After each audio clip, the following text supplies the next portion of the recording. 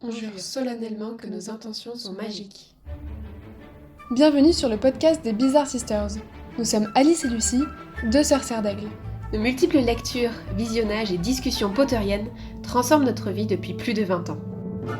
Nous vous embarquons aujourd'hui dans nos discussions et analyses de la saga, en espérant qu'elle vous aide à vivre des expériences de vie magiques. Alors sortez vos oreilles à rallonge et c'est parti pour ce nouvel épisode. Sonorus. Bonjour à tous et bienvenue dans un nouvel épisode des Bizarre Sisters. Aujourd'hui, on se retrouve pour un nouveau portrait de personnage et pas des moindres. Allez, on lance la devinette. Qui sert à rien parce que, évidemment, si vous écoutez cet épisode, c'est que vous avez cliqué sur le titre. Mais bon, t'es prête pour la devinette, Lucie? Ouais. Il fait partie du Silver Trio. Il oublie systématiquement les mots de passe pour la salle commune. Il tient tête à ses amis et il possède le crapaud le plus célèbre de Poudlard. J'ai nommé Trevor. Vous avez deviné? Lucie, tu as deviné? Oui. Et je sais pourquoi Trevor, je crois. Pourquoi Trevor? T'as dit c'est Trevor? Le crapaud le plus célèbre de Poudlard? Oui, c'est Trevor. Ah! Oh là là, j'avais Non, pas on va pas compris ça. parler de Trevor aujourd'hui un petit peu, mais c'est pas de lui qu'on parle pour l'épisode. C'est pas le personnage principal de l'épisode. Vous avez compris, aujourd'hui, on va parler de Neville Londubat, le maladroit préféré des fans, celui qui nous prouve que le courage, ce n'est pas toujours spectaculaire, que parfois le courage, c'est juste une graine qui pousse en silence. Lucie, est-ce que tu es prête? Est-ce que tu es au taquet pour cet épisode de folie ensemble? Ouais. Génial. Donc, pour ce début d'épisode, on vous propose un petit retour finalement sur l'histoire de Neuville un peu. Finalement, on va voir que les années de Poudlard qu'il fait sont pas mal parsemées à la fois de maladresse et de courage. Peut-être, Lucie, tu as envie de nous parler déjà un peu de son enfance, pour commencer? Ouais, carrément. Pour parler un petit peu de l'enfance de Neville, est-ce que Alice, déjà, tu veux nous dire à quelle date il est né? Alors, c'est la fameuse question à laquelle t'as pas su répondre quand je te l'ai posée. Gna gna Donc, gna. Neville, il est né le 30 juillet 1981, donc la veille de l'anniversaire de Harry, Non, pas 1981. 1980. Oui, Oui, j'ai je un petit truc, préfère. un petit trouble de plus ou moins une année. Ouais, c'est ça, ouais. Moi, j'avais un trouble de plus ou moins un jour. Oui, bon, j'avoue. Non, mais tu sais, c'est le fait d'avoir sauté une classe. À chaque fois, je me trompe sur l'âge, tout ça. Donc, entre 80 et 81, tu vois. Bon, j'avoue, j'ai fait de la merde. Désolée. Merci. Du coup, ouais, pour parler de son enfance, Neville, il a été élevé par sa grand-mère. Est-ce que tu connais le nom de sa grand-mère? Hmm. Ah, bah, je me souviens pas. Alors, je tiens à préciser que je suis pas du tout allée, du coup, sur Internet pour préparer l'épisode. Je me suis dit comme ça que j'allais me laisser surprendre par des détails que j'avais oubliés de... dans les livres. Donc non, je ne me souviens plus du prénom de sa grand-mère. Ok, sa grand-mère, elle s'appelle Augusta. Ah oui, Augusta Londubat. Voilà, La mère de Franck Londubat, voilà, le papa de Neville. oui. Merci. Neville a effectivement été élevé par Augusta, qui lui disait sans cesse qu'il n'était pas assez bon pour être à la hauteur de ses parents, euh, etc., etc. Ce sont des choses qui font assez mal, surtout quand on les répète beaucoup et que t'es enfant et que du coup, ça s'ancre dans ta tête. C'est ça, exactement. On en reparlera plus tard. On en reparlera plus tard. Mais ne faites pas ça avec vos enfants. Ensuite, on sait du coup que ses parents étaient des horreurs. Franck et Alice Dubat, on en a déjà parlé dans d'autres épisodes. Non, des horreurs, hein, Euh, pas des horreurs. Oui, c'est ce que j'ai dit. Je précise parce que t'as parlé un peu vite. Pardon. Ils ont été torturés par trois mange-morts, quatre mange-morts. Est-ce que tu peux nous rappeler qui? Alors, dans les quatre mange-morts qui ont participé à la capture de Franck et Alice Londubat, il y avait Barty, Croupton, Junior. Oui, Et il y avait je aussi valide. Bellatrix Lestrange, ainsi que son mari, Rodolphus Lestrange, et le frère de son mari, Rabastan Lestrange. C'est top. C'est top. J'aime bien quand on enregistre les épisodes le soir pour moi. Je suis plus en forme. Ouais, moi je préfère enregistrer le soir pour moi. Euh, ouais, donc voilà, tu as eu les bons mange-morts, bravo. Il y a l'histoire de la prophétie dont on reparlera un petit peu plus tard, qui s'est passée aussi du coup pendant son enfance, qui est en lien avec ses parents, Oui, mais qui la torture de finalement ses parents. ne l'a pas du tout affecté, ne l'a pas du tout affecté lui. Oui, certes, mais il aurait pu être concerné. Oui, on en reparlera tout à l'heure. On en reparlera. Et enfin, du coup, moi je voudrais terminer son enfance en parlant d'un certain sujet, le fait que toute sa famille pensait qu'il était craque-molle. Euh, Sa famille, quand Ouais. Neville était petit, comme il donnait pas beaucoup de signes comme quoi il faisait de la magie, la famille essayait de l'initier chez lui. Pour ça, ils ont fait des choses pas forcément top. Ils l'ont poussé dans l'eau, il a failli se noyer. Ils l'ont jeté de la fenêtre du premier étage. Euh, C'est terrible, hein. c'est c'est pas top. Franchement, en termes de maltraitance, on n'est pas loin de Harry quand même, hein. Ouais, Je faites sais pas ça avec pas. votre enfant, avec votre bébé. Merci pour le mode d'emploi. Mettez pas le bébé dans le micro-ondes. Exactement. Un petit fact que je trouve très triste, comme toute sa famille pensait qu'il était crackmol pendant très longtemps, dans Harry Potter 2, il y a un détail que je trouve heartbreaking. Qui fait mal au cœur. Ouais, il a peur d'être attaqué par le basilic parce qu'il a toujours peur d'être un crackmol. Ouais, ça fait mal au cœur, ça. Ouais. Et alors, il y a un truc en particulier en lien avec sa magie. Est-ce que tu connais l'histoire du livre d'admission et de la plume d'acceptation? Oui, pour moi, tu me dis si je me trompe, c'est quelque chose où c'est dans la tour d'astronomie de Poudlard, je crois. Il y a un endroit qui est totalement fermé, une sorte de pièce avec un livre et une plume. Et dès que quelqu'un naît, euh, il s'est marqué, la plume marque automatiquement, magicalement, le nom de la personne sur le répertoire. Et donc, du coup, c'est quelqu'un qui a des pouvoirs magiques, qui est un sorcier et qui viendra à Poudlard. Hmm. En fait, c'est pas dans la tour d'astronomie, mais effectivement, ça, c'est quelque chose qu'on apprend dans l'univers étendu de Harry Potter. Donc, J.K. Rowling l'avait mentionné sur son site, et puis ça a été repris sur Pottermore, euh, dans le livre audio aussi sur Audible qui reprend les... comment ça s'appelle? Les mondes magiques de Harry Potter. Enfin bref, tous les écrits qu'il y avait sur Pottermore. Et effectivement, il est conservé dans une petite tour fermée à clé où aucun élève n'a jamais pénétré. Et donc, il y a ce livre très ancien qui, en fait, a été déposé là-bas par les quatre fondateurs eux-mêmes et une plume d'acceptation qui a été ensorcelée pour inscrire, du coup, dans le livre. euh, En fait, le livre, du coup, s'ouvre et la plume inscrit le nom de l'élève dès que un enfant sorcier montre une trace de magie. Et donc, il y a certaines personnes qui, dès leur naissance, tout de suite, le livre s'ouvre et la plume inscrit dans le livre le nom de l'élève. Mais il y en a d'autres où c'est un peu plus flottant. Et du coup, bah, par exemple, il est dit que quand Neville est né, je crois que c'est le livre qui s'est ouvert, mais la plume a refusé d'aller écrire son nom. Ah, Et que plusieurs fois, il me semble, je sais plus, sauf si c'était à l'inverse, mais en tout cas, il y en a un des deux qui était plus capricieux que l'autre.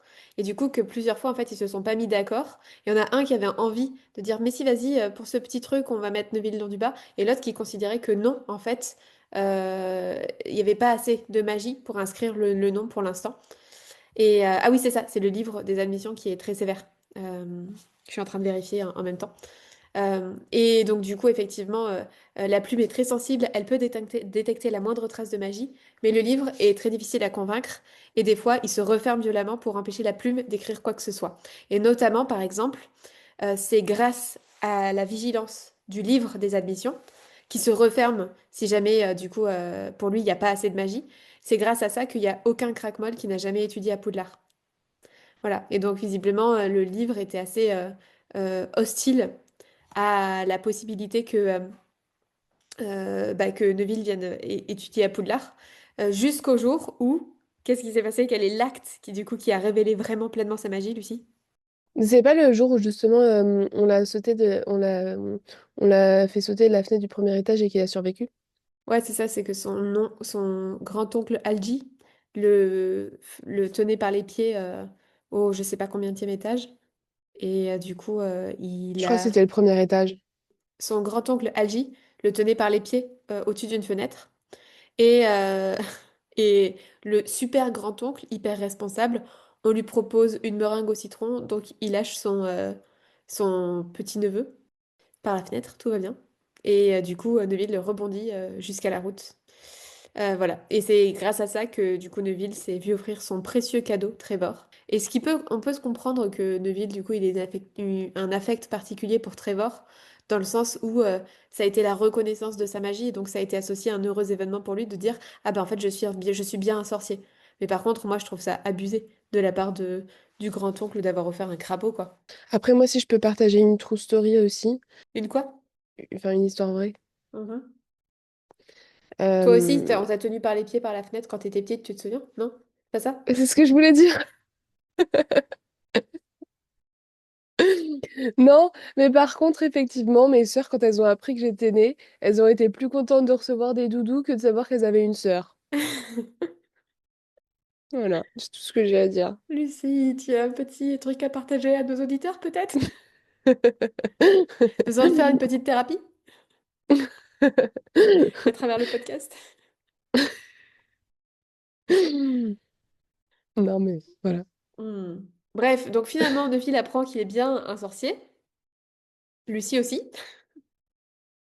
Et le voilà en route pour Poudlard. Bon, on va peut-être pas rentrer dans tous les détails, mais je trouve que la première année est quand même vraiment particulièrement marquante, dans le sens où quand même, ben, c'est le moment où justement Harry rencontre Neville. D'ailleurs, j'ai revérifié la première fois qu'il le rencontre, la seule description, c'est un garçon joufflu. Et en fait, dès qu'on parle de Neville, en fait, à chaque fois, il y a marqué qu'il pleurniche, enfin, à chaque fois, il y a pleurniche, se geint, gémit, etc. Enfin, que le Mm. vocabulaire un peu du petit enfant qui trépigne. Voilà, donc c'est assez intéressant de voir le vocabulaire qui est utilisé pour parler de Neville et de son comportement. On voit qu'effectivement, il fait que perdre son crapaud, qu'il y a quelqu'un d'autre qui essaie de le chercher pour lui, qui fait exploser son chaudron à son premier cours de potion. Il y a l'histoire du fameux Rappel-Tout, qui est offert par sa grand-mère. Ouais, Le Rappel-Tout, donc, qui est censé pouvoir l'aider à se souvenir de ce qu'il a oublié. Enfin, qu'il a oublié quelque chose, mais pas de quoi. Et ce qui est assez marquant dans cette première année, c'est qu'effectivement, il a l'impression de... En fait, il n'a pas du tout confiance en lui. Euh, on se moque de lui. Les Serpentards, Malfoy, mais pas que. Rogue aussi beaucoup. Et moi, il y a une scène que j'adore dans ce premier tome, c'est quand Malfoy a lancé un sortilège à Neville, tu sais, et que Neville revient dans la salle commune de Gryffondor avec les jambes bloquées. ouais, en jambes en coton. Ouais, c'est ça. Et du coup, que Harry réconforte Neville et tout. Je lui dis, mais il faut que t'en parles, il faut que tu dises quelque chose et tout. Il dit... Et là, Neville dit, je sais que je ne suis pas assez courageux pour être à Gryffondor. Et du coup, j'adore la manière dont Harry lui remonte le moral en lui disant, mais en fait, tu vaux 12 fois mieux que Malfoy. Où est-ce que t'es, toi? Le Choixpeau, c'est lui qui a décidé de t'envoyer à Gryffondor. Regarde, Malfoy, il est chez ces horribles Serpentards. Désolé pour tous nos auditeurs Serpentards, mais c'est citation Harry Potter. Et, euh, Mm. et en fait, je trouve ça beau, la manière dont justement Harry lui ramène que, mais non, en fait, si le Choixpeau, il a décidé qu'il était là, il a bien sa place. Parce que Neville, il reste persuadé pendant longtemps qu'il n'a pas sa place à Gryffondor. D'ailleurs, je trouve ça trop beau le moment où Neville arrive à sortir l'épée de Godric Gryffondor du chapeau magique à la fin dans le set parce que c'est vraiment la vraie Ouais, reconnaissance justement de son courage. Et finalement, à chaque fois, dans le 1, on voit tous ces moments de maladresse, tous ces moments de manque de confiance en lui. Et pourtant, il y a plein de moments où il va montrer des formes de courage importantes. Est-ce que tu peux nous en proposer quelques-unes de ce qui se passe dans Harry Potter 1 en forme de courage? bah, c'est pourquoi Dumbledore lui donne 10 points quand il fait face à ses amis au trio, au Golden Trio, Hmm. À la fin. euh, à la fin en disant non, vous nous avez fait perdre suffisamment de points, maintenant vous allez rester ici. Et que Hermione, elle dit désolée Neville, je t'aime beaucoup, mais Petrificus totalus. Tu as passé le diplôme pour faire les voix. Je vous ai pas dit, c'est moi l'audiobook. Ah, d'accord. Ouais, il y a ça. Est-ce que t'en as d'autres aussi? De Dans moments le de 1? courage? Ouais, de moments de courage de Neville. Dans le 1, Alors, il y en a dans le livre plus que dans le film. oui. Dans le 1, là, je sèche comme ça. Tu sais, quand il y a toute l'histoire avec Norbert le dragon, euh, Ah ouais, quand il va dans la forêt interdite. alors effectivement, donc il va dans la forêt interdite, il panique un peu, mais il y va quand même. Mais avant ça, Il panique moins que Croque-Dur. il panique moins que Croque-Dur. Oui, parce que dans le livre, c'est pas Neville, mais c'est Ron qui va dans la forêt interdite. Et alors que dans le livre, c'est Mm. Neville, Hermione, Harry et Malfoy. Mais justement, en fait, Dans en le amont, film. oui, dans le livre, c'est Neville. Mm. Et en fait, en amont, quand Harry et Hermione emmènent Norbert le dragon. En fait, dans toute cette histoire, dans le livre, Harry et Hermione emmènent Norbert le dragon au sommet de la tour d'astronomie pour que le frère de Ron puisse l'emmener en Roumanie. Ouais, Et du ouais. coup, quand ils redescendent de la tour d'astronomie, ils se font prendre par Rusard, qui a déjà pris au piège Malfoy. Et en fait, ils se rendent compte que Neville s'est aussi fait prendre. Et en fait, Neville est sorti du dortoir pour aller dans les couloirs la nuit, essayer de prévenir Harry que Malfoy lui voulait du mal et voulait raconter à tout le monde qu'il avait un dragon. Donc moi, je trouve que Neville, là, il est extraordinaire, c'est qu'il ose sortir dans les couloirs pour aller prévenir Harry que Malfoy lui veut du mal. Et ça, pour le coup, ben, pour Neville, ça lui demande un courage de fou, quoi. Ouais, c'est très mignon. C'est ouais, c'est mignon, il se fait prendre, mais, mais c'est Mais mignon. c'est mignon. Ouais. Il y a ça. Est-ce que t'en as un autre encore? J'en ai noté un dernier, moi.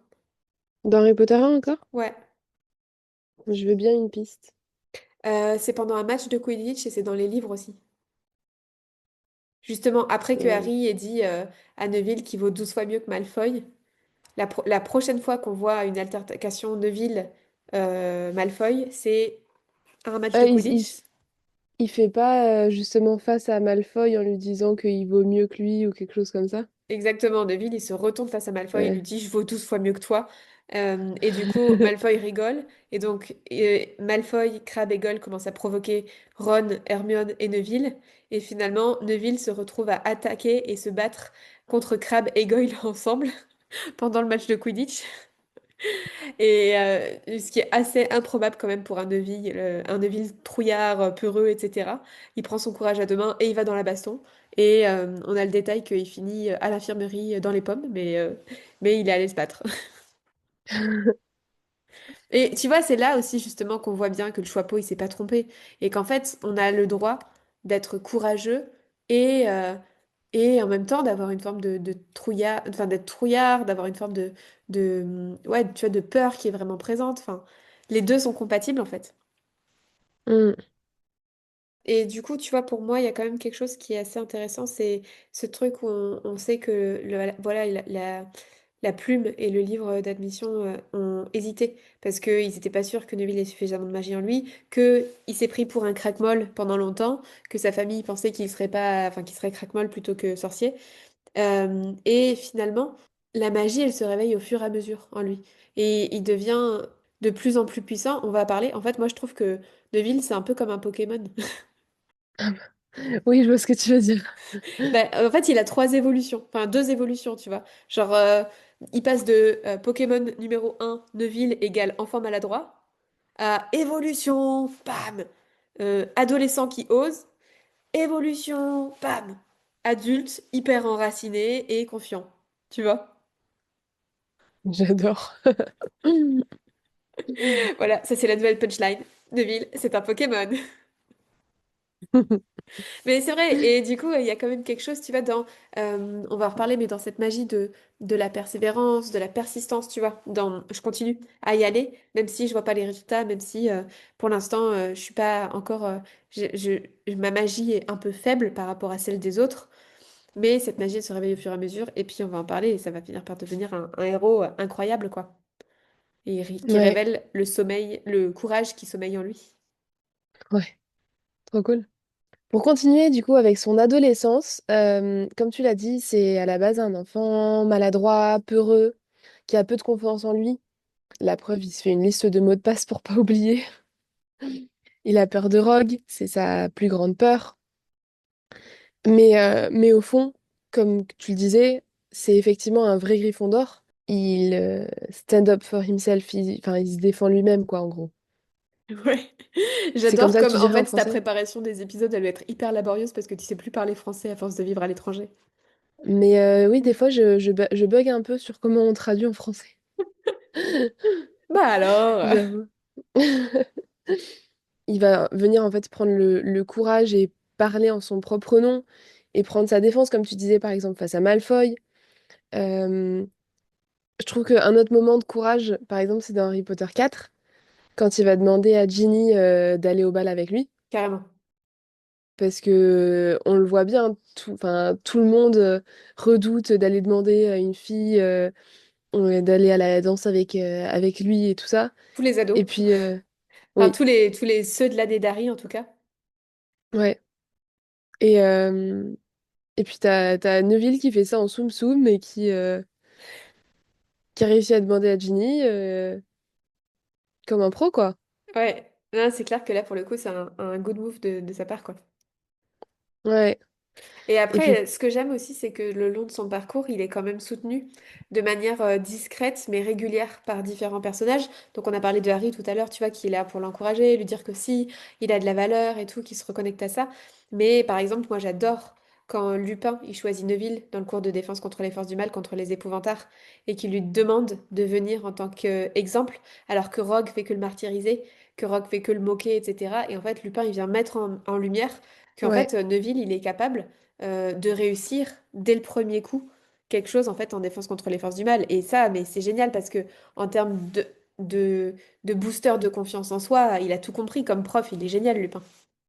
Ouais. Et puis surtout, moi, ce que j'adore, effectivement, c'est dans les livres, dans le 3 au moment où ils ont le cours de défense contre les forces du mal avec Lupin par rapport aux épouvantards, ça se passe dans la salle des professeurs.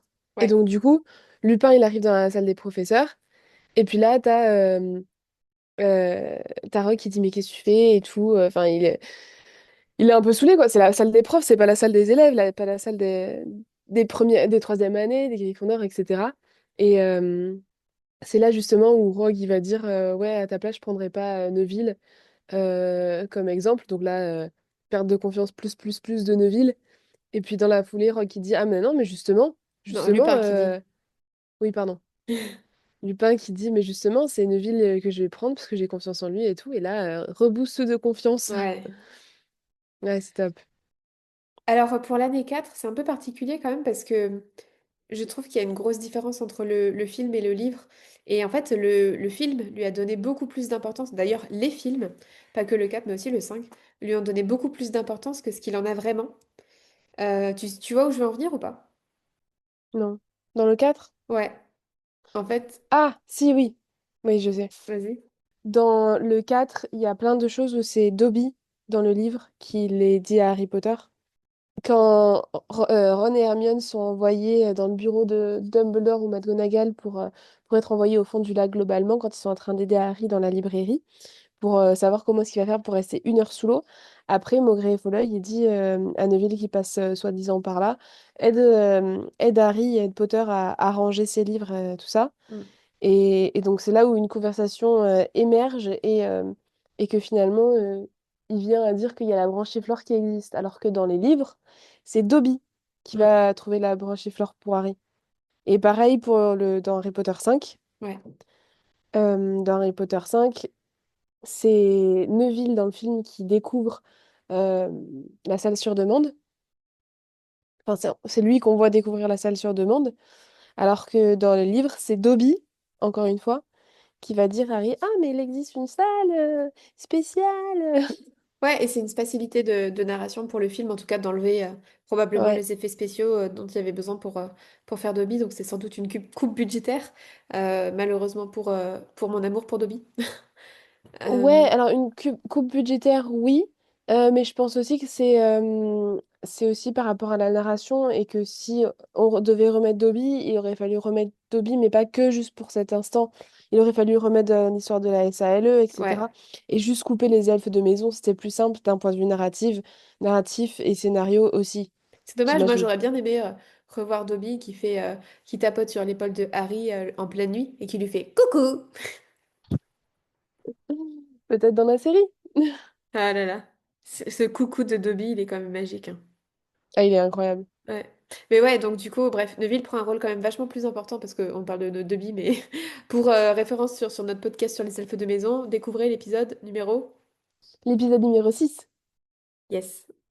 Ouais, voilà. Donc, du coup, pour revenir à Neville, effectivement, je trouve qu'il y a un rôle beaucoup plus important dans les films que dans les livres. Euh, Ouais, c'est intéressant parce que ça le met aussi plus en avant en termes de d'évolution de Mm, personnage. Donc, on continue de bien le voir justement dans ces oui-non. Après, il y a plein de choses, plein de petits détails dans les livres, effectivement, dont on parle pas forcément non plus énormément. Ils sont pas super importants pour l'intrigue, quoi. Donc, why not? mm. Mm, mm. Déjà, ben voilà, je trouve que tout le long, même par exemple, pareil, enfin c'est un peu plus tard, mais pour parler des soutiens justement, il y a aussi McGonagall qui joue un beau rôle de soutien auprès de Neville au début de la sixième année. Je sais pas si tu te souviens. Du coup, ça c'est pareil, c'est dans le Oui, livre. Vas-y. c'est par rapport aux bus et aux aspics, non? Quand il Ouais, faut choisir par rapport à l'orientation. ouais. Et que Neville, il se déprécie parce que sa grand-mère veut qu'il prenne métamorphose, elle pense que sortilège, c'est pas assez bien, etc. Et du coup, McGonagall, Ouais, elle valorise ses forces et qui il est, et sa personnalité, et d'avoir réussi sa buse en sortilège, et que il est bon à ça, etc. Et elle vient valoriser ses forces plutôt que d'aller regarder bah, sa faiblesse en métamorphose et de remettre sa grand-mère et son jugement à sa place en fait. Et je trouve ça génial, tu vois. Et, ouais, et du coup, j'aime beaucoup, je crois, il y a une citation de McGonagall qui doit dire quelque chose comme et il serait temps que Augusta soit fière de son petit-fils, d'autant plus après tout ce qui s'est passé au ministère l'année dernière. ouais, Je vais lui écrire pour lui rappeler que son propre échec à son épreuve de buse en sortilège ne veut pas dire que c'est une mauvaise matière. Et j'adore, c'est ouais, plein de petites choses subtiles mais qui petit à petit viennent renforcer le allez, mec, t'as ta place. T'as ta place à Gryffondor, vas-y, brille. ouais. Mais effectivement, hein, tout le long, comme tu le disais aussi tout à l'heure, moi je m'étais noté, c'est une cible entre guillemets facile de Drago pour de nombreuses blagues, de nombreux petits trucs de harcèlement, etc. Et, mais l'une des choses qui l'aide, Neville, ouais, j'ai marqué, c'est le fait de faire part d'un groupe. Et en fait, j'ai l'impression que c'est une sorte de thérapie pour lui, parce qu'il a des amis à défendre, il devient badass, etc.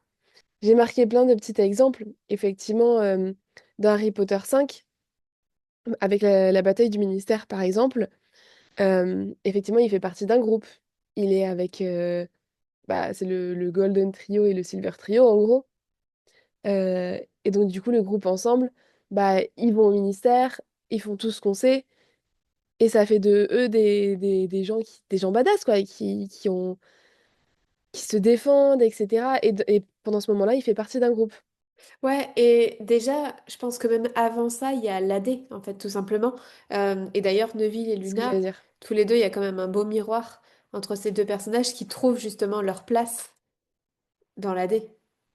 Ouais, je suis d'accord. Et en fait, je trouve que justement, l'AD, c'est le début de quelque chose. C'est ce que j'allais dire aussi après. Et qu'après, il fait tout le temps partie d'un groupe et que limite, à la fin, il devient un leader. Parce qu'effectivement, après, il y a la tour d'astronomie Harry Potter 6. Donc, on voit pas trop dans le film, mais dans le livre, Harry, il laisse du Félix Félicis pour notamment ceux qui étaient dans l'AD. Mm. Euh, et donc, du coup, ils vont se défendre, ils vont combattre les mange-morts, etc. Dans Harry Potter 7, il fait face au carreau. Il vient défendre les premières années ou même enfin les années plus jeunes en disant que non, enfin, il s'oppose à ça, il veut pas euh, faire des sortilèges Impardonnable. impardonnables sur les plus jeunes, etc. Et puis surtout, il prend la tête de l'armée de Dumbledore à la place de Harry, ouais. Ouais, et en fait, ça le rend juste archi badass. Et pour moi, justement, le fait de faire partie d'un groupe et de voir qu'il a sa place dans un groupe, ça lui fait prendre sa place de façon plus générale. Et il devient même, bon, du coup, c'est vrai que du coup, le Silver Trio, Neville, Luna et Ginny, remplace Harry et Ron et Hermione qui sont partis de Poudlard en termes de symbole de résistance face à l'oppression, face à l'intérieur de Poudlard, etc. Et Mm. puis Neville, il devient même un symbole, je trouve, de jusqu'au boutisme par rapport à ses convictions lors de la bataille de Poudlard. L'attitude qu'il a quand on apprend que Harry est mort, c'est comme si c'est Neville qui prend la suite, dans le livre comme dans le film, où Ouais. Voldemort arrive avec Harry qui est mort. euh, Harry Potter est mort! Eh, eh, Très bonne imitation. eh Et, et c'est trop beau, en fait, le discours de Neville à ce moment-là. Son courage et son audace, en fait, à oser aller s'opposer à Voldemort, malgré le fait que il est présenté en vainqueur, et lui qui dit, bah non, en fait, c'est pas fini. Dans le Mm. livre, il dit, je suis allée chercher la citation, dans le livre, il dit, je me rallierai à vous quand il gèlera en enfer.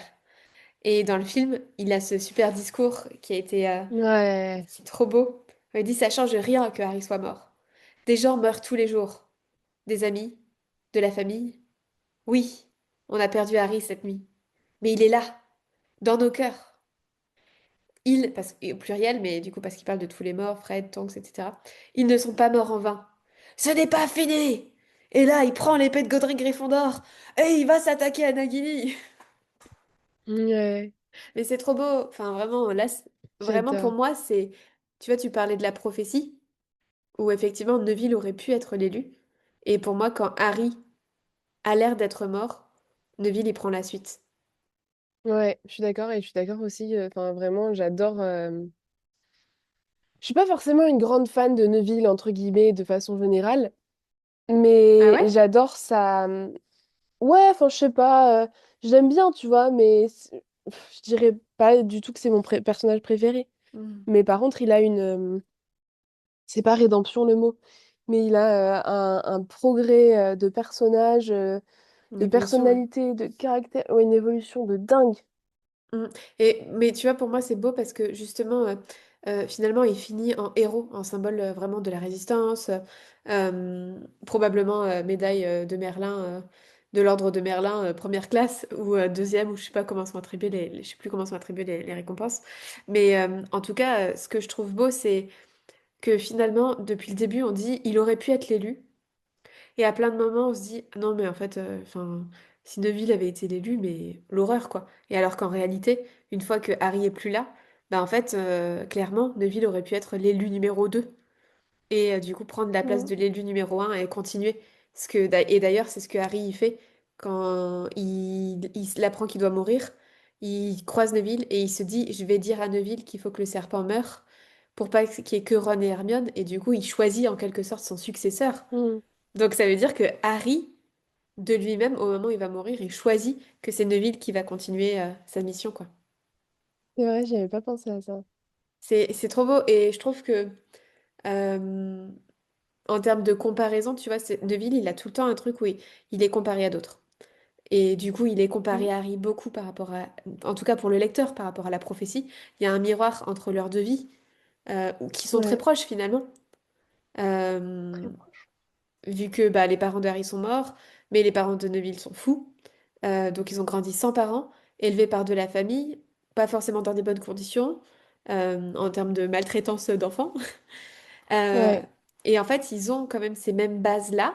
D'ailleurs, comme Tom Jedusor, hein, même chose. Et pourtant, leur évolution est complètement différente. Il y a Neville qui est tout le temps comparé avec les autres, tu vois qu'on parle des comparaisons. Il est tout le temps comparé avec les autres élèves. Il se compare tout le temps avec les autres en se trouvant moins bien, pas assez bon pour être à Gryffondor, etc., etc. Sa grand-mère le ouais, compare tout le temps à ses parents, tu l'as dit tout à l'heure. Ah non, tu es moins bien que mes parents, etc. Et en fait, il passe son temps à se trouver moins bien que les autres, et pourtant, à aucun moment, il abandonne.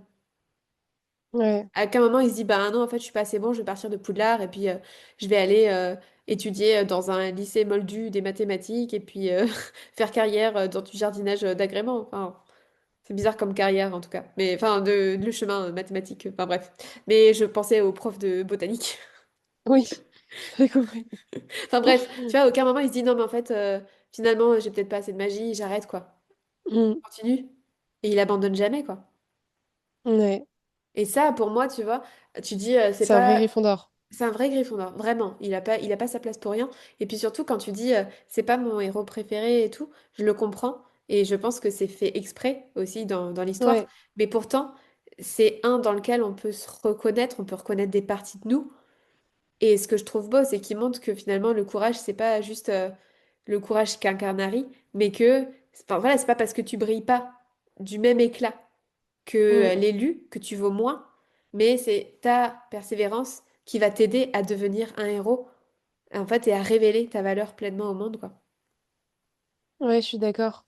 Et justement, c'est un truc que je trouve qu'on oublie pour les personnes comme nous, entre guillemets, et comme vous qui nous écoutez, c'est qu'en fait, on baigne tellement dans Harry Potter qu'en fait, on oublie la première fois qu'on l'a lu, vu, écouté. Et, et pour nous, les personnages, ils sont ce qu'ils sont parce qu'on connaît leur évolution, parce qu'on sait ce qu'ils sont à la fin, parce qu'on sait d'où ils viennent, Mm. etc. Mais effectivement, ce que tu rappelais tout à l'heure sur le fait que Neville, à chaque fois qu'il est présenté au début, c'est un enfant qui se plaint, qui pleure, etc., etc. Enfin, c'est Personne des n'aurait choses où parié en sur fait, lui. déjà, Ouais. personne n'aurait paré sur lui. Et puis c'est un truc, moi quand je vois ça, je me dis, oh là là, c'est bon, il est relou, quoi, ça suffit. On passe à autre chose. Mm. Mais, mais non, enfin, il y a une raison de pourquoi il vient de là, etc. aussi, quoi. Mm. Ce que je voulais dire aussi, c'est que dans Harry Potter 5, un tome qui est très important pour Neville aussi, parce que déjà, il va voir le sortilège que ses parents ont subi sur l'araignée dans le cours du Fomogriffoloy. Et ça Ouais. le touche profondément, déjà. Ouais.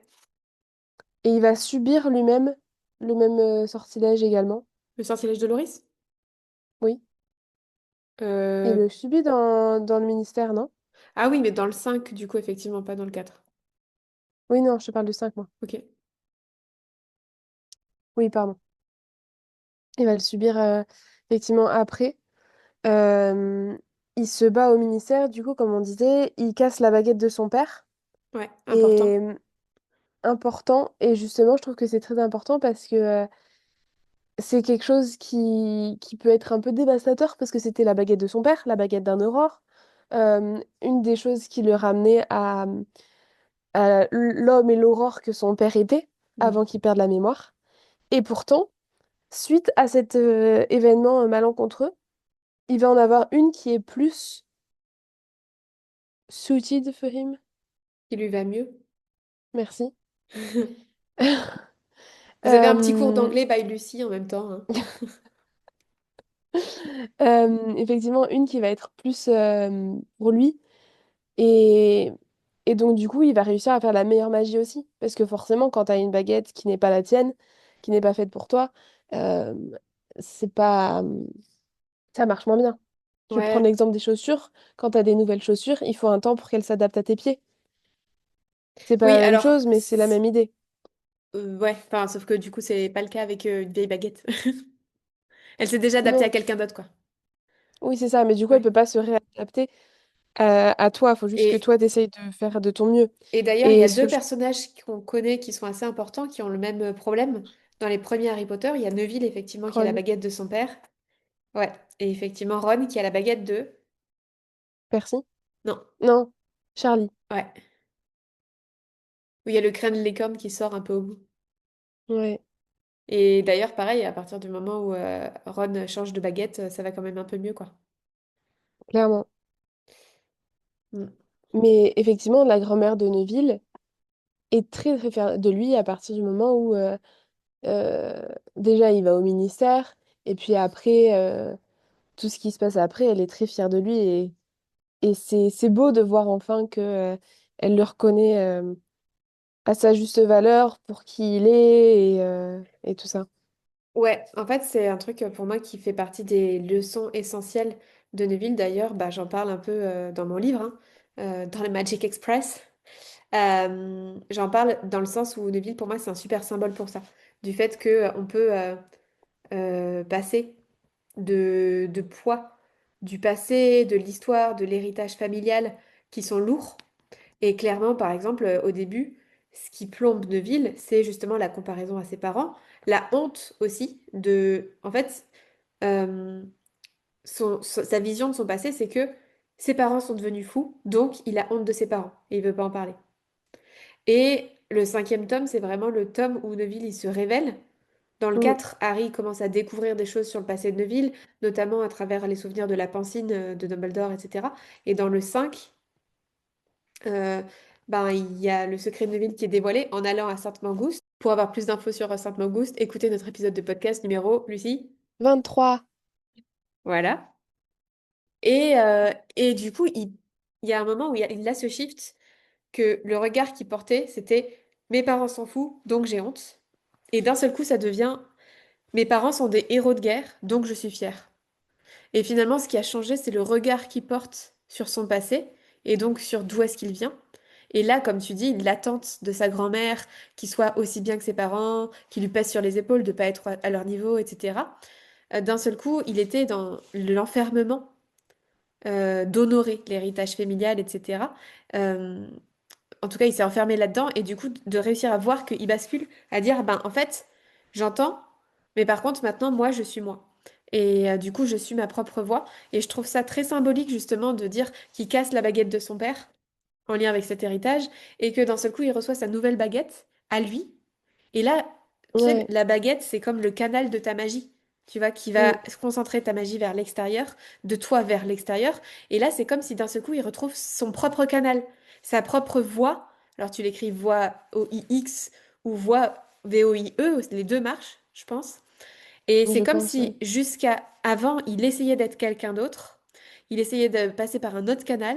Et du coup, il n'était pas dans sa pleine puissance. Mais une fois qu'il a son propre canal à lui, alors, ben, du coup, ça se réaligne. Et il ose transformer ses faiblesses, il ose s'autoriser à assumer et à révéler pleinement sa puissance intérieure. Grâce à Neville Londubat, j'aurais pu nommer comme ça le sous-titre du livre, hein, parce que le sous-titre du Magic Express, c'est Retrouve ta puissance intérieure grâce à Harry Potter, mais on aurait pu mettre grâce à Neville Londubat. Et du coup, il trouve sa propre vibration authentique et il prend pleinement sa place. Et c'est à partir de là que, ben, en fait, il a beaucoup plus confiance en lui dans le sixième, dans le septième, il est épanoui, etc. Ouais, C'est trop beau, hein. c'est très très beau. Donc finalement, une des grandes leçons de Neville, c'est que finalement, en changeant le regard qu'on a sur notre passé, ben, on peut transformer notre ressenti intérieur et nos émotions. Et donc, du coup, révéler notre propre puissance intérieure. Waouh. Pour continuer un petit peu justement après son adolescence, on sait pas grand-chose de sa vie adulte, mais après Poudlard, on sait deux petites choses sur lui. On connaît déjà son métier. Ouais. Vas-y. Ouais, vas-y, vas-y. Il devient prof de botanique à Oui. Poudlard. Et moi, je suis sûre qu'il Et est est-ce- devenu aussi directeur de la maison Gryffondor, même si c'est pas explicité. Mais je l'imagine trop un directeur de la maison Gryffondor. Ah, j'avais jamais pensé, mais ouais, j'aime bien cette idée. Parce que du coup, justement, j'imagine trop, enfin ça c'est mon headcanon, hein, mais la reconnaissance vraiment de son courage où McGonagall le nomme bah, directeur de la maison Gryffondor et tout, j'imaginerais trop ça, quoi. Grave, j'avoue. J'aime bien. Et il y a des choses vachement symboliques dans le fait d'être prof de botanique. Est-ce que tu vois des symboles, toi, ou pas? Bah, je dirais le fait que c'est le lien avec la terre et les plantes, et donc du coup le fait que par exemple on replante et donc du coup ça part de nouveau, que ce genre de choses, non? Ouais, vas-y, vas-y, continue. Non, je sais pas spécialement, mais enfin, ça me paraît pas mal. L'idée de, tu vas, par exemple, tu vas prendre une bouture et donc du coup tu vas la planter et ça va grandir, ça va faire des nouvelles graines, des nouvelles fleurs, une nouvelle plante. C'est la croissance, la regrowth, ouais, la repousse, la régénération, comme un nouveau cycle qui va arriver, tu vois. Ouais, exactement. Et pour moi, il y a ça. J'en ai vu j'ai vu deux autres choses aussi. C'est justement le côté que beaucoup pendant son enfance, il a été en mode victime. victime de harcèlement de la part des Serpentards, de Rogue, etc. Et il s'est beaucoup mis en posture de victime. Et là, en fait, il devient leader et guide vraiment pour les élèves. Et je trouve que le shift est magnifique. Mm, Et il y a autre chose aussi, c'est la plante. Souvent, c'est symbolisé, tu sais, pour une croissance qui est lente, qui est organique, mais qui est vraiment, tu vois, justement bien enracinée dans la terre, comme tu disais. Et du coup, j'aime cette notion de, comme, tu vois, comme si c'était un peu une métaphore de sa vie, qu'il a une croissance lente, mais régulière, et que du coup, il a mm. grandi en silence, tu vois, pour finalement, ben, devenir une... bon, il n'est pas devenu une plante verte pour le coup. Mais en tout Effectivement. cas, tu vois, je trouve qu'il y a quelque chose de beau dans cette croissance lente et organique qui représente bien Neuville. Mm, c'est vrai. Et qu'est-ce que tu sais d'autre du coup de sa vie adulte? On sait qui l'épouse également. Ouais. Alors là, on va casser tout le mythe pour ceux qui ont vu que les films. Il épouse Anna Abbott de Pouf Souffle. Exactement. Et Anna qui a un poste intéressant aussi. Je me rappelle plus ce qu'elle est. J'imagine directrice de Pouf Souffle. Pas du tout. Elle est au ministère de la Magie? Pas du tout. Je sais plus. À Poudlard? Non, elle n'est pas à Poudlard. Un peu, une petite aide, elle fait un peu le même métier que toi. Ah! Elle est aux Trois Ballets, non? Et le chaudron bavard. Elle tient le peuple du chaudron bavard. Ok. Je tiens pas à un bar. Pas encore. Pas encore.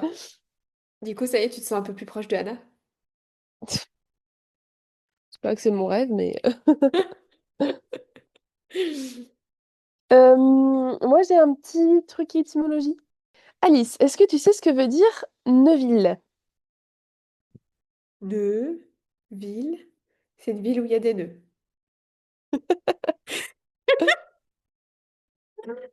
Non, je sais pas. Alors, l'idée est pas loin, mais c'est pas tout à fait ça. Enfin, la construction est bien, mais pas le fond. Bah, je sais pas du tout. L'étymologie de Neuville, ça vient du vieux normand et du français, Oh. qui signifie, qui signi- signifie, oui, ville nouvelle. Oh. Neuville. Ah. Et historiquement, c'est un nom de famille anglo-normand associé à des lieux de France. C'est devenu un prénom masculin en Angleterre qui symbolise un héritage aristocratique. Et je trouve ça intéressant euh, parce qu'il y a marqué que des noms de famille comme Neuville, c'était pour les familles nobles établies dans des nouveaux domaines conquis par les Normands. J'adore parce Et, que... Vas-y. et non, je trouve ça intéressant parce que ce côté un petit peu famille aristocratique, etc., ça évoque noblesse, histoire, etc. Et donc, il y a marqué même, c'est associé à la puissante famille Neuville comme Richard Neuville, le célèbre faiseur de rois.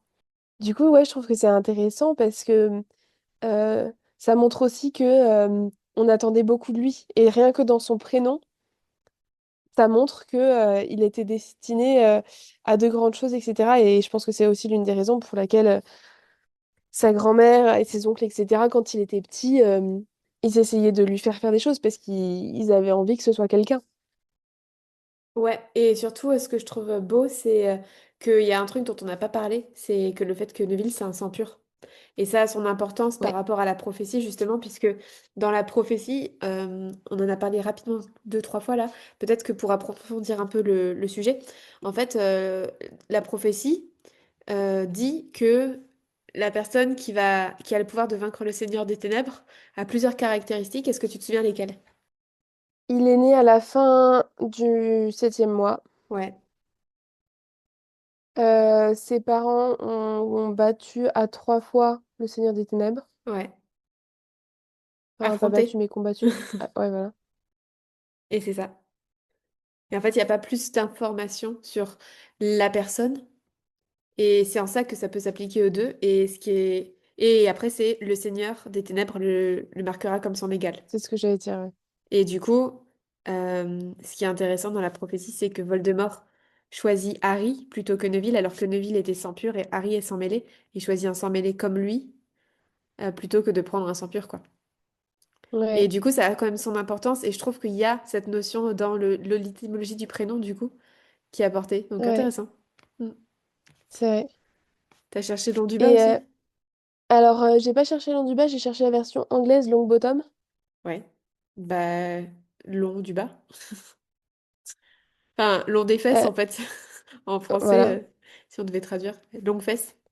Deville longue fesse. Euh, alors, du coup, le nom long du bas vient de l'ancien anglais, euh, des mots langue qui est devenu longue et bottom qui est devenu bottom. euh, et ça veut dire Long Valley. C'était le Valley Bottom, donc le bas de la vallée. Ah, ok. Et donc, du coup, c'était utilisé pour, d'un point de vue topographique, Ouais. pour quelqu'un qui vivait dans ce type d'endroit, Ok. ou un lieu où tu as, qui a des lieux avec le nom Longbottom en Angleterre. Ok. Et ce qui est marrant, c'est que dans la fiction, on sait donc il y a Neville Londuba, Longbottom, et dans Le Seigneur des Anneaux, la vallée. Tolkien, en gros, il a utilisé la vallée de la comté. En gros, la vallée, elle s'appelle Longbottom Leaf. Ah, donc Neville a des antécédents, ou en tout cas une étymologie en commun avec le Seigneur des Anneaux. Ouais.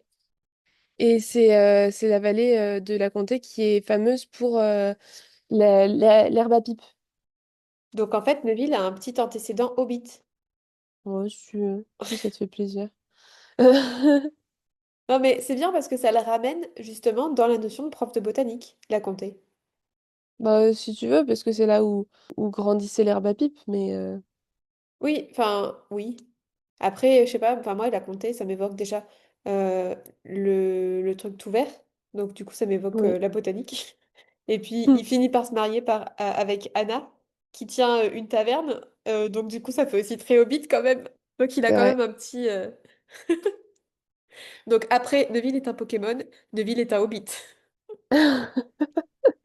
Allez, c'est parti, toutes les fanfictions. Ouais, je trouve ça intéressant. Carrément. Merci pour ça. Est-ce que, Alice, tu sais quels étaient les noms envisagés de Neville avant qu'il s'appelle Neville Longbottom? Hmm. Non, j'ai en tête les autres noms potentiels de Malfoy qu'on avait évoqués C'est pas la question. dans l'épisode sur Lucius Malfoy qui était Lucie l'épisode. Numéro 11. Mais non, du coup, j'ai pas en tête celui de Neville. Les noms envisagés pour Neville, il y avait Neville Puff Ok. Comme et Hufflepuff, Neville, ouais, pauvre souffle. prédestinant son épouse. Et Neville Sidebottom. Sidebottom. Ouais. Ah, donc là, il n'aurait pas eu d'antécédent Hobbit. Mais Puff, je Bah, trouve ça intéressant parce que ça aurait fait encore plus douter sur sa nature de pauvre souffle, je trouve. Est-ce qu'il c'est avait sa vrai, place à Gryffondor ou à pauvre souffle? c'est vrai. Sidebottom. Ok. Ouais. Après, il aurait toujours, je trouve, eu un lien quand même avec le Hobbit, étant donné que on a dit que c'était Bottom qui était en lien avec la vallée, non? Ouais. Des Hobbits. Ouais. Aussi, est-ce que tu sais de qui il est parrain, le petit Neville? Ah. Euh, de Albus Severus Potter? Ouais, c'est la facilité. Mais ouais, il est parrain d'Albus et notamment, alors je me rappelle pas, toi tu l'as vu plus de fois que moi, mais dans la pièce, il me semble qu'il y a un moment où il va justement aider un petit peu Albus quand il a toute sa période un peu de doute et tout Alors, ça, on non? voit pas Neville dans la pièce de théâtre. Par contre, il est mentionné, je crois. Alors, il est mentionné à la fin de Harry Potter 7 livres, où Harry et Ginny disent à Albus d'envoyer, enfin, de dire bonjour à Neville. Dans la version anglaise, je sais que c'est send love, donc envoyer de l'amour. Mais c'est comme ça qu'on dit en anglais. Et que Albus dit, mais je peux pas envoyer de l'amour à un prof. Enfin, du coup, Mm, je sais plus ce que c'est dans la version française, c'est peut-être juste dire bonjour, quoi. Mais bref. Voilà, et donc c'est mentionné, et c'est comme ça qu'on apprend d'ailleurs que Neville est prof à Poudlard. mm, En revanche, dans la pièce de théâtre, c'est peut-être mentionné pareil au tout début, comme ça, sur le quai de la voie 9 trois quarts. Et après, je crois qu'il y a un moment où c'est mentionné, où il est mentionné, mais je sais plus à propos de quoi exactement. Je crois que peut-être qu'ils ont emprunté un truc à Neuville ou comme ça. ouais, c'est possible. Je sais plus. Voilà. Ouais, sacré personnage, ce Neville. Il y a plein de choses à dire. C'est vrai on a déjà dit pas mal de choses, mais on pourrait prendre plein d'autres angles d'attaque. Euh, je trouve que ce qui est beau, surtout, c'est cette leçon du fait que on a le droit à l'erreur, en fait. On a le droit au progrès. Donc on a le droit d'échouer, d'échouer, d'échouer. Et que finalement, Neville, il nous apprend que la magie, elle n'a pas besoin d'être spectaculaire pour être puissante. Et que bah, le vrai courage, souvent, souvent, parce que je pense qu'il y a beaucoup de personnes qui peuvent se reconnaître dans Neville, c'est souvent juste de continuer à fleurir dans l'ombre et à avancer pas après pas, quoi. Pourquoi t'as rigolé? Parce que t'as dit beaucoup de fois souvent. Souvent, souvent, souvent, souvent. Voilà, Lucie, on passe à notre petite rubrique titre de journal. Comment s'appelle le journal, ton journal euh, je sais même pas comment nommer cette rubrique, Lucie. Titre de personnage, ça veut rien dire. Titre de journal, c'est La une d'un journal en fonction du personnage. la une de Charlie Hebdo. Ah non, Sorcière Hebdo. C'est bizarre de ville dans Sorcière Hebdo. La une de la Gazette du Sorcier. Ouais. Quel est ton titre de la Gazette du Sorcier le jour où Neville Londubat fait la une?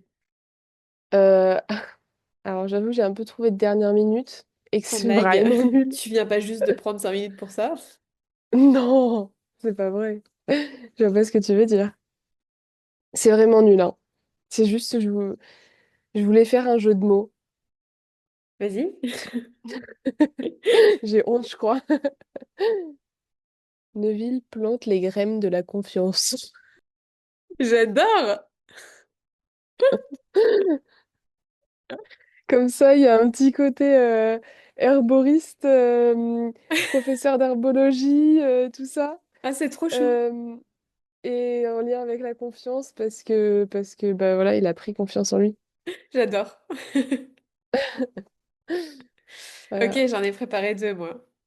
Alors, dans Vas-y, des je styles t'écoute. totalement différents. Première version, c'est Neville Londubat, du zéro au héros. Ah, j'adore! Mais je trouve que J'adore. c'est un peu dur pour le zéro quand même, parce que je suis pas vraiment d'accord avec ce titre en fait. C'était la rime, mais je trouve que je suis pas trop d'accord avec Et, le... et pour la référence. Et la T'as la référence, référence. bien sûr. C'est quoi la référence? C'est, t'es sérieuse? C'est dans Hercule? Ah voilà, mais je savais que ça m'évoquait quelque chose, mais je savais pas quoi. Et après je me suis dit, si jamais je dis que j'ai pas la ref, tu vas me tuer. Ok, bon. C'est dans Hercule, enfin! Ok, je crois que j'ai jamais vu ce dessin animé. Mais Mais j'ai entendu la si! chanson. Si un prix pour manque de jugement, je crois que j'ai le ticket gagnant. T'aimes bien chanter dans nos épisodes en ce moment? Certes. T'es prête à écouter mon deuxième titre? Oui, qui est totalement différent du coup. Totalement différent. Vas-y. Neville Londubat, l'autre élu, ou comment la persévérance crée des héros.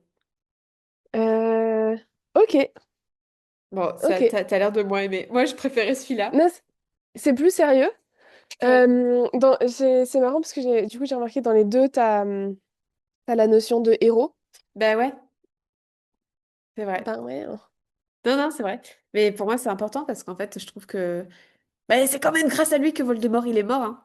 Sans Neville, Oui. pas de Neville, pas de Nagini. Enfin, non, J'ai ça compris. marche pas. Je voulais mettre pas de bras, Non, pas de chocolat, mais ça marche pas. Pas de Neville, non. un Nagini, un Horcrux, toujours Voldemort, toujours pas de Harry. Pas de Harry, pas de prophétie.